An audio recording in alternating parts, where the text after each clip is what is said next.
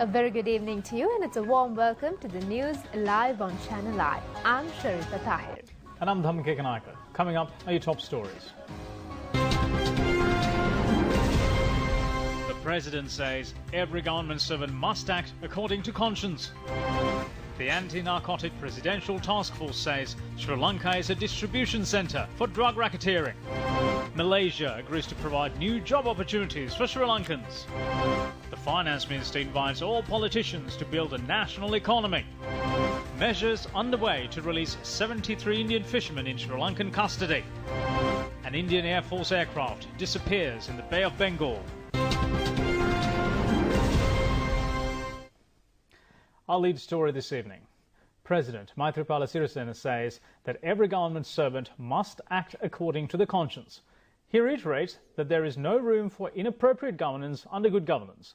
The President made these remarks participating in a special seminar on Sri Lanka's development challenges at the BMRCH today in Colombo. Prime Minister Ranil Wickremesinghe, MPs and ministers, governors, chief ministers and state officials were present at the occasion. The President said that the main objective of the present government is to enhance efficiency of the state service.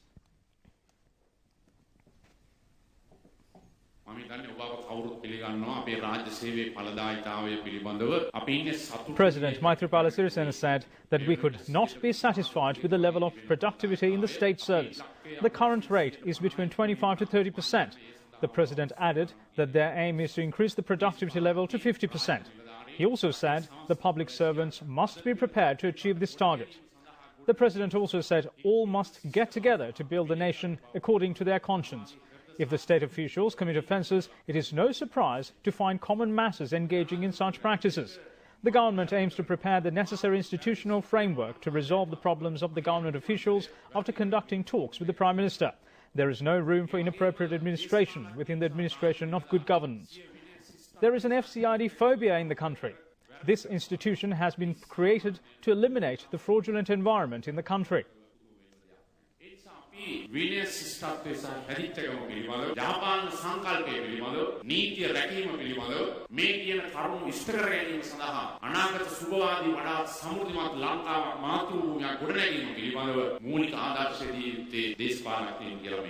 ඒ නිසා මම ප්‍රධාන වශයෙන්ම බලාපොරොත්තු වෙනවා අගමැතිතුමා කැමති මණ්ඩලයක් සමග සාකච්ඡා කරලා රාජ්‍ය නිලධාරීන්ගේ ප්‍රධාන වශයෙන්ම ඔවුන්ට ඇති වන බලපෑම් ප්‍රශ්න දුක් ගැනවිලි සම්බන්ධයෙන් ඉතාම අපක්ෂපාතීව මධ්‍යස්ථව ස්වාධීනව රාජ්‍ය නිලධාරීන්ගේ නිදහස් සේවාවක් සඳහා කටයුතු කිරීමට අවශ්‍ය ආයතනික ව්‍යුහයක් සකස් කිරීම පිළිබඳව මම කටයුතු කිරීමට විශේෂයෙන් බලාපොරොත්තු යහපාලන නාමපුවරු එක්ක කවුරු හරි වැරදි කරනවා නම් ඒ වැරද්දට මම දන්නවා නම් ඉඩ දෙන්න මම ලෑස්ති නැහැ. යහපාලන ASCII අයහපත් පාලනය වෙන්න ඉඩ දෙන්න පුළුවන් කවුරුත් නැහැ. හැම කෙනෙක්ම තමාගේ හෘද සාක්ෂියට එකඟව කටයුතු කිරීම අවශ්‍යයි. මේ FCID බීතිකාව මේක සමහර වෙලාවට නිලධාරි මහත්තුරු විතරක් නෙවෙයි සමහර ඇමතිවරු කියනවා අපිට FCID යන්න වෙයි මේකේ.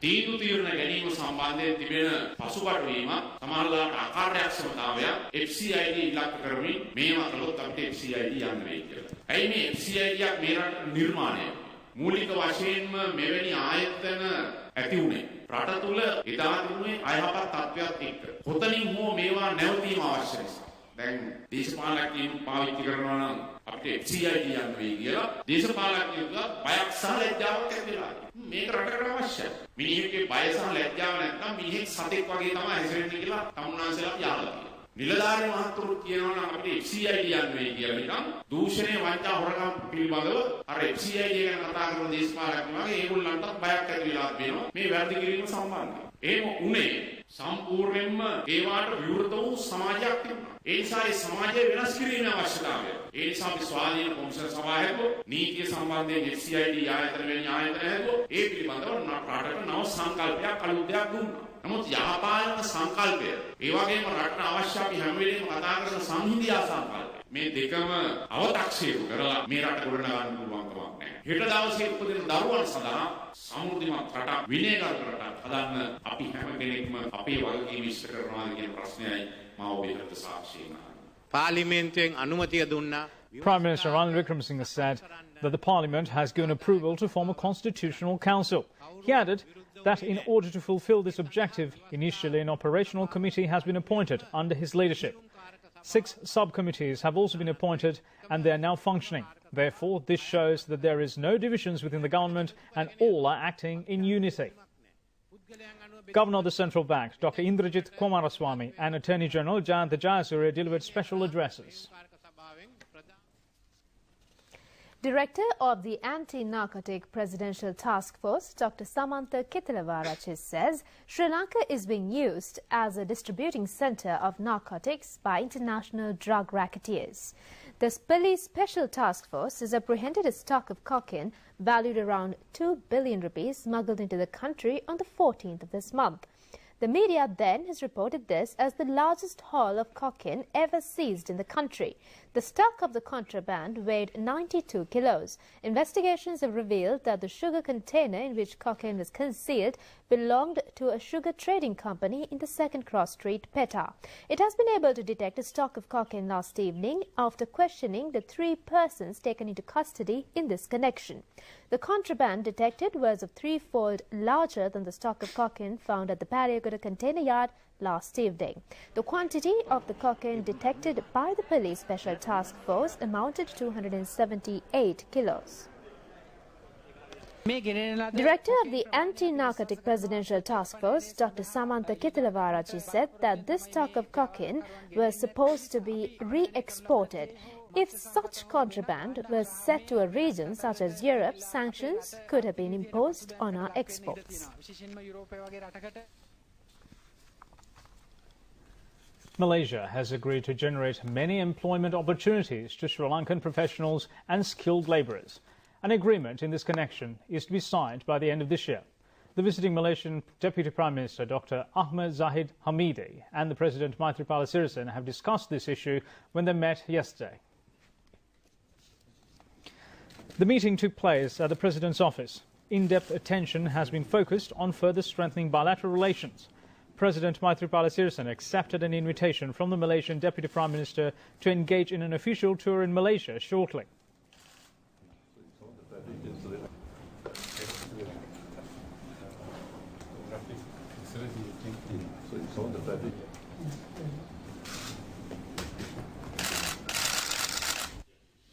The Deputy Prime Minister also conducted talks with Prime Minister Ranil Wickremesinghe this morning at Temple Trees. Minister Sagala Ratnayaka, Malaysian High Commissioner in Sri Lanka and other representatives were also present.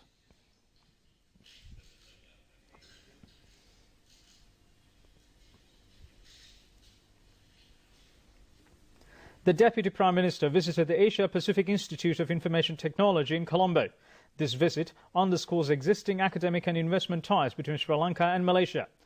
Malaysia is one of the largest sources of foreign direct investment in Sri Lanka. APIT Sri Lanka is the highest provider of international degree programs in the nation over the past 15 years.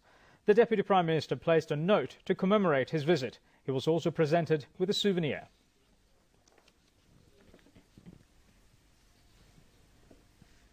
Minister Ravi Karnanayaka, addressing the Parliament today, has requested all politicians to join hands to form a national economy. Minister Ravi Karnanayaka said that he wants to question whether the price of a litre of petrol at 115 rupees is lesser or higher than the amount of 160 rupees that prevailed earlier. The then price of milk powder was 450 rupees. Today, the price is 325 rupees. These are the commodities essential for daily living. The income has been increased in comparison to the cost of living. He has questioned whether those who ruled the country for 11 years thought about these facts. They failed to provide 10,000 rupees salary increase. The minister also said that development has commenced in every part of the country, but they do not engage in propaganda like the previous regime. A lubricant plant is to be established in Muthurajavala with investments amounting to $30 million. The construction commenced yesterday afternoon in the presence of the Malaysian Deputy Prime Minister Dr. Ahmad Zahid Hamidi and Minister Chandima Wirakudi. This is a joint project of Malaysia's leading lubricant manufacturer, the Hyrax Oil Company and the Ceylon Petroleum Corporation. The anticipated annual production is 72,000 metric tons. The factory will engage in production of motor vehicle, industrial and marine lubricant. The proposed plant would be the second overseas branch of the Hyrax company, which is already maintaining a lubricant factory in South Africa. The produce is scheduled to be released to the market by the end of next year. Deputy Minister of Petroleum Resource Development Anuma Gamage, Group Managing Director of Hyrax Oil Company Hazima Zainuddin were among those who were present.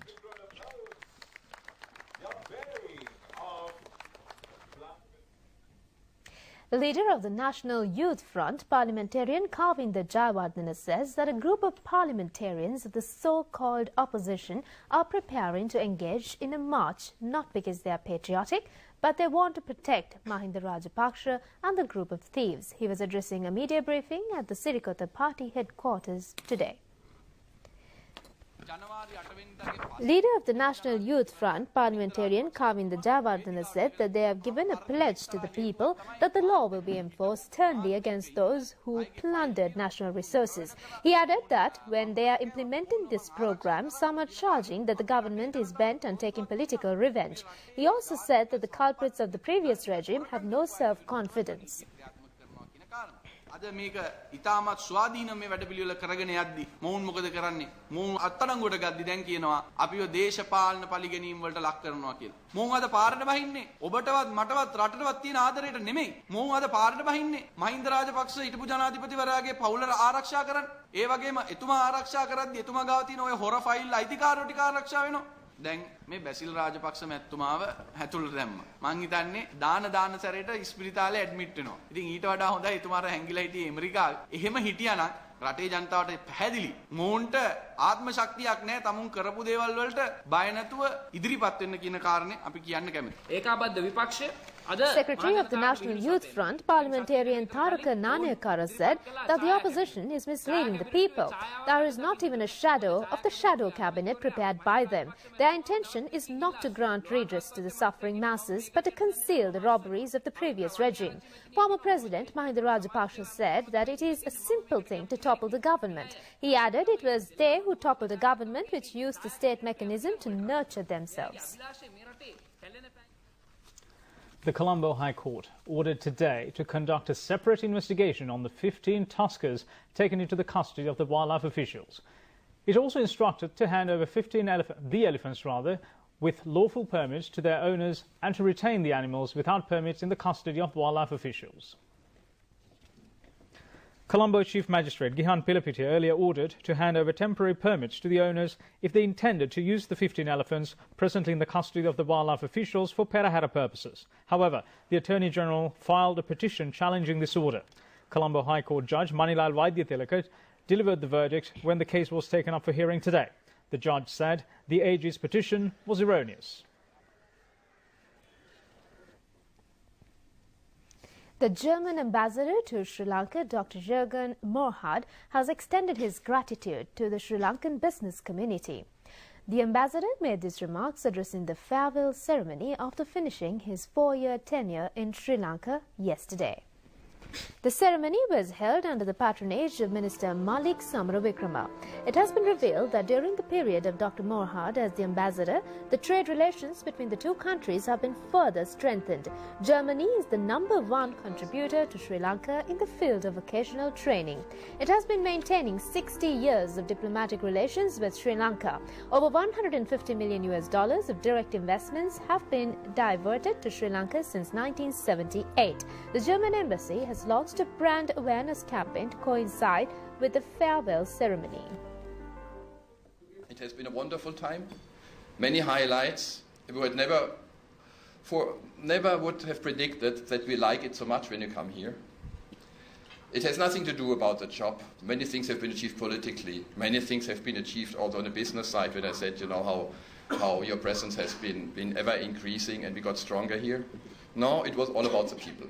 The people here, normal people in the road, tuk-tuk drivers, people in the villages, people in the projects. We all know that in every area, Germany is recognized as being the best, whether it's in technology, whether it's in skills development, whether it's in education, whether it's system of education.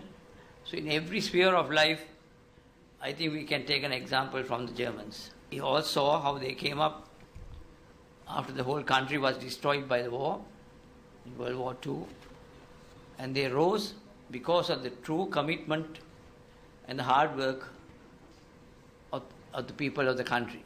So it's a good lesson for us Sri Lanka German Business Council presented a memento to the outgoing German ambassador. Now we take a small break from local news to have a look at the US election race with battle for the White House. The Republican presidential candidate Donald Trump promised safer America as he made his first speech as the official Republican candidate. Many Republicans noted the absence of concrete policy plans in his speech as Trump opted to launch an attack on his presumptive rival, Hillary Clinton.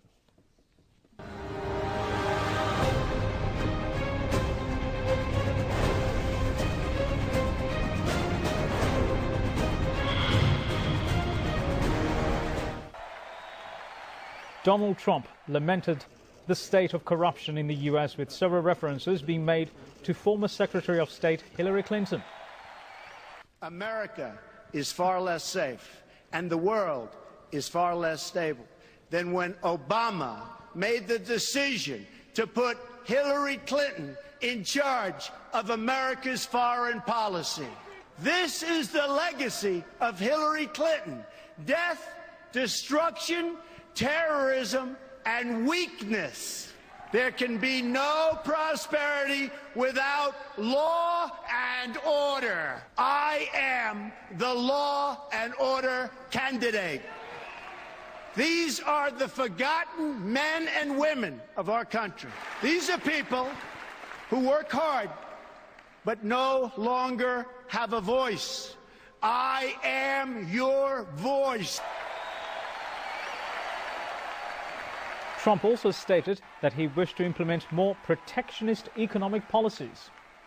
America has lost nearly 1/3 of its manufacturing jobs since 1997, following the enactment of disastrous trade deals supported by Bill and Hillary Clinton. I pledge to never sign any trade agreement that hurts our workers or that diminishes our freedom and our independence. We will never, ever sign bad trade deals. America first. Again, America first.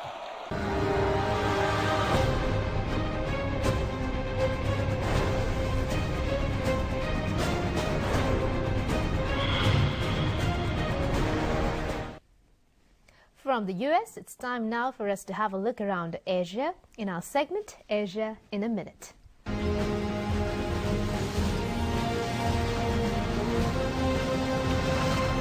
Security is tight in Laos as it prepares for the ASEAN ministerial meetings. Philippine President Gloria Arroyo was discharged from her hospital arrest after the Supreme Court dismissed a plunder case. The man accused of murdering his sister Kandil Baluch in a high-profile honor killing in Pakistan appeared in court.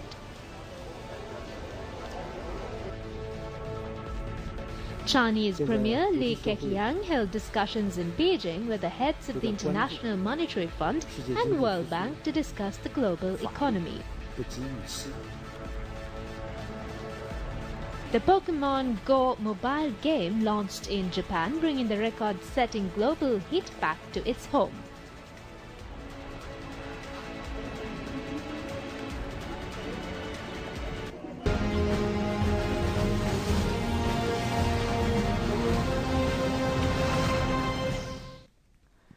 You're watching Rupavahini Channel I English News. Now, we continue with more local stories.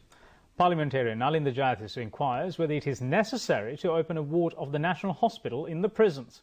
He points out that this is mainly due to the fact that some of those who have been arrested by the Police Financial Crimes Investigation Division were hospitalised citing serious illnesses. Minister Sagala Ratnayaka, replying to this query in Parliament, said that some of them are preparing to engage in a march if they are allowed bail. Parliamentarian Nalinda Jayathish has said that those who have been arrested by the FCID suddenly want to be hospitalised. Those who were planning to march from Kandy to Colombo have also entered hospitals stating serious illness. The practice of such politicians tend to breach the confidence of the judiciary. උසාවියට ඉදිරිපත් කරේ නැත්නම් නුවරින් ඉඳන් ගැටබේ හරියට එනකොට පාදයාත්‍රා නෙමෙයි කාලක්‍රියා කරන තිරකට තිබ්බා. දිගින් දිගටම දේශපාලඥයෙක් ප්‍රභූවරයෙක් යම්කිසි අපරාධයකට රජයේ මුදල් අවභාවිතාවකට අත්අඩංගුවට අරගෙන රිමාන්ඩ් බන්ධනා කරගත කරාට පස්සේ Minister Sagala Ratnagar said if these politicians were given bail, they would become fit to take part in the walk. මේකෙන් අධිකරණයේ And in the meantime, Pakistan expresses willingness to expand trade with Sri Lanka. Pakistani Minister of Commerce Khurram Dastgir Khan has suggested widening trade with Sri Lanka during a bilateral meeting with Minister of Industries and Commerce Rishad Badiuddin. The meeting was held on the sidelines of the 14th session of the UN Conference on Trade and Development in Nairobi, Kenya recently. He has also proposed a new turnaround level trade between the two countries. Minister Badiuddin has welcomed the trade expansion offer and assured Minister Khan that Sri Lanka will send a strong trade delegation to Pakistan in the near future. South Korea assures to continue the provision of annual teacher training opportunities to Sri Lankan personnel. Minister of Education Akila Viraj Karyavasam was given this assurance when he met the superintendent of Gwangju Metropolitan Education Department in South Korea. The minister concluded a 5-day special education program in South Korea yesterday. The minister and the Sri Lankan team also drew attention to the special activities related to information technology, quality management and e-learning being implemented in South Korea. According to an agreement signed between the Sri Lankan Education Ministry and the Gwangju Metropolitan Education Department, special annual education opportunities are being provided for Sri Lankan information and communication technology teachers and officials. Moragakanda Kaluganga project is another gigantic development program to be added to the country. It will provide direct and indirect benefits to thousands of Sri Lankans. This project got underway on the 25th of January 2007 and however constructions were delayed to numerous reasons. The development scheme is presently being conducted under the direct supervision of President Maithripala Sirisena. Among the major benefits to be provided includes the provision of drinking water and irrigation facilities in the Anuradhapura, Polonnaruwa, Trincomalee and Mathala districts, power generation, development of the inland fisheries as well as the creation of an attractive environment for the local and foreign tourists.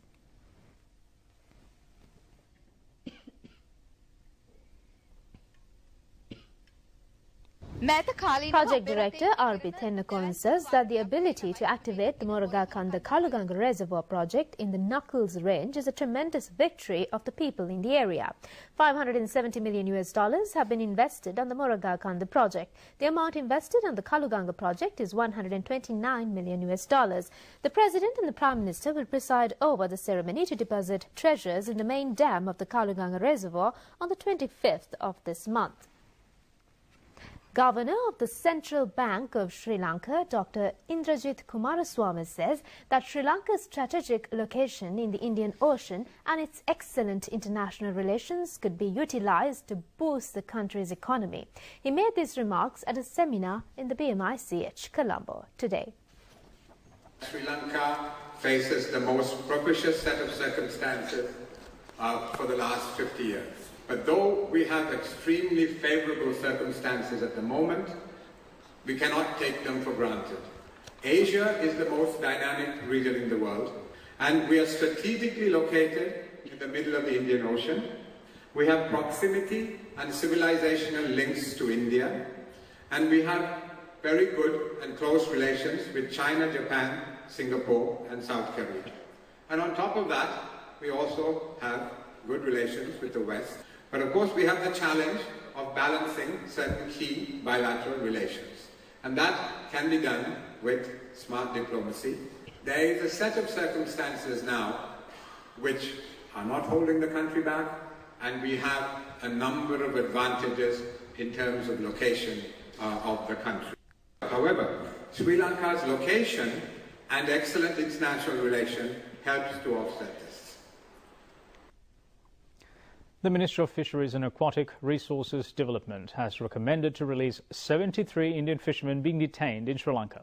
These fishermen were reported to have been engaged in illegal fishing in the Sri Lankan waters from the 15th to the 21st of this month. The fishermen were released in response to a request of the Indian government. Minister Mahinda Amaravira said that it has been recommended to release them based on humanitarian reasons. A Bowser carrying fuel met with an accident on the Haputale Bandarwala main road when it went off the road this morning. The accident has occurred near the Bandarwala Ottakade railway crossing, and the vehicle has fallen onto a nearby house, causing heavy damages to the house. The Bowser driver and the cleaner are receiving treatment at the Diyatalava hospital. Now to give you a stock update, the All Shares Price Index closed at 6,428.77 points, increased by 11.31 points, and the S&P SL20 Index closed at 3,428.58 points, also increased by 1.43 points at the end of trading in the Colombo Stock Exchange today. The turnover was over 619 million rupees. Now this is a summary of the market details of the Colombo Stock Exchange today.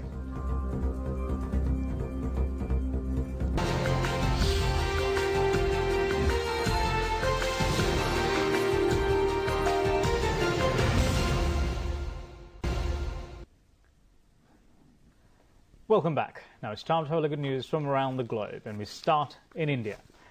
An Indian military plane with more than 20 people on board has gone missing over the Bay of Bengal. The Antonov 32 transport aircraft took off from Chennai at 8:30 a.m. bound for Port Blair in the eastern archipelago of Andaman and Nicobar. 4 aircrafts, 12 ships and submarine have been deployed to search for the plane. The IAF operates more than 100 Antonov 32 aircrafts. The Indian Air Force has a relatively poor safety record, and the Russian-made aircraft, which forms the backbone of the Indian fleet, have been the most accident-prone. A Navy spokesman told that surveillance planes and ships were looking for the missing aircraft, which was carrying service personnel to strategic islands near the Malacca Straits, where India has a military base. India's Ministry of Defence initially deployed 2 aeroplanes and 4 ships to look for the missing aircraft. 8 more warships and a submarine have now joined the search. We now move on to some international news from around the world in brief.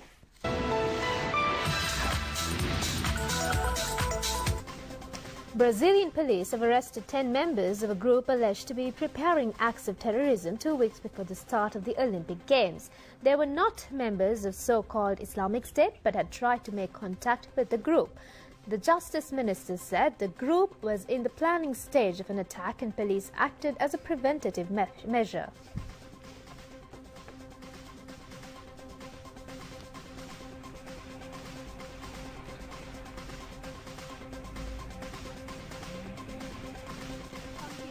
China's Naval Air Force has concluded a 3-day military drill in the South China Sea conducted from Tuesday to Thursday. The country's defense ministry says it is a routine exercise of the South China Sea Naval Air Force fleet.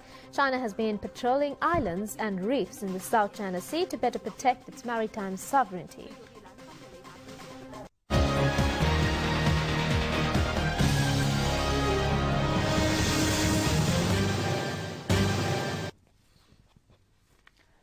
Time for sports. Now, Saman Priyantha Bandar assumed duties as the Director General of the Department of Sports Development this morning. The new Director General is a senior official of the Sri Lanka Administrative Service. He has also functioned as an additional secretary of the Ministry of Sports. He said local sports should be elevated to the international level. Sri Lanka cricket development team left for South Africa at dawn today. 15 players who excelled in provincial level are included in the reserve. The skipper is Ramesh Buddhiga. And before we wind up, a quick look at the weather. The Met Department forecast said that strong winds can be expected in the southwestern part and hilly areas of the island and in the western and southern sea areas. A few showers can occur in the western, Sabaragamuwa and central provinces and in the Galle and Mathura districts. Showers or thunder showers may occur at a few places in the eastern and Uva provinces after 2 p.m.